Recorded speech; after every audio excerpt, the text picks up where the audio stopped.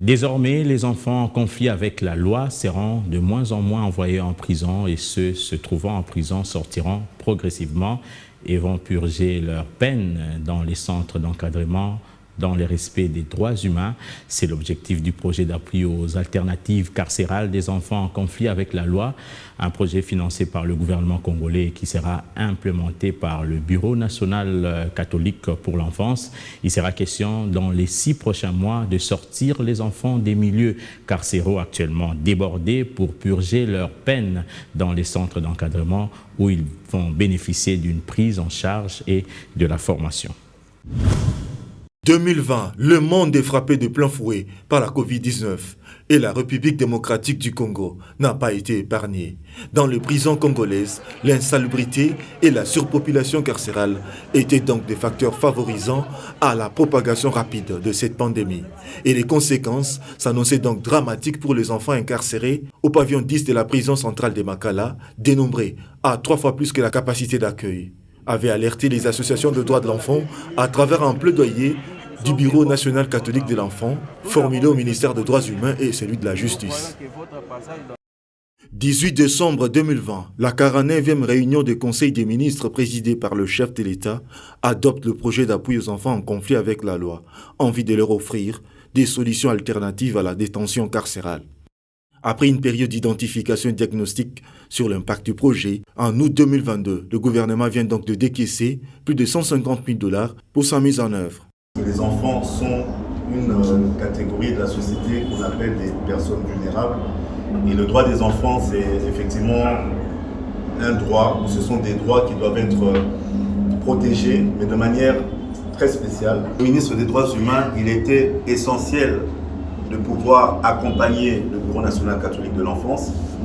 Et je dirais même plus, pour nous, c'est quelque chose que nous voulons rendre pérenne. Le lancement de ce projet est un motif de satisfaction pour le BNCE, ce réseau national catholique d'organisations engagées pour la promotion et la protection de la dignité des droits de l'enfant, qui remercie le gouvernement congolais pour cette implication en faveur des enfants en conflit avec la loi.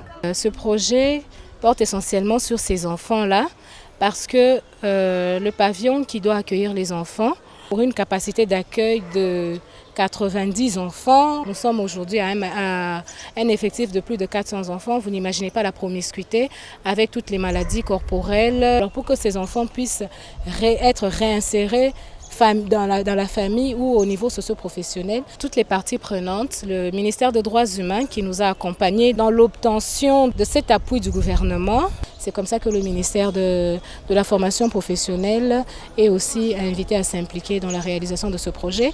Les juges pour enfants, ce sont eux qui placent les enfants au niveau de la prison. Pendant 6 mois, il sera question de sortir les enfants en conflit avec la loi de prison et autres milieux carcéraux, afin de les placer dans les structures alternatives à la détention, comme ici, dans ces centres à Lemba, l'OCPR. Et pour ce nouveau projet qui est financé par le gouvernement congolais, nous avons été sélectionnés parmi tant d'autres structures pour accueillir les enfants en conflit avec la loi. Au lieu d'envoyer les enfants, par exemple, au CPRK, on peut utiliser une approche alternative. On envoie l'enfant dans un centre comme le nôtre. Il va passer son temps ici et pendant ce temps, vous devez l'accompagner, les audiences et tout. Et il bénéficie de l'accompagnement psychosocial. Et là, ça permet de désengorger les pavillons des enfants là au niveau de CPRK et pendant sa prise en charge. Les enfants sortis et à sortir de prison, placés dans ces milieux, bénéficieront d'un accompagnement psychosocial, d'une prise en charge complète, mais aussi de la formation en vue de leur réinsertion dans le milieu professionnel, d'où l'implication du ministère des Droits humains et celui de la formation professionnelle. Les études pour moi c'est très important, surtout pour ma vie. Nous les disons merci pour tout ce qu'ils sont en train de faire pour nous.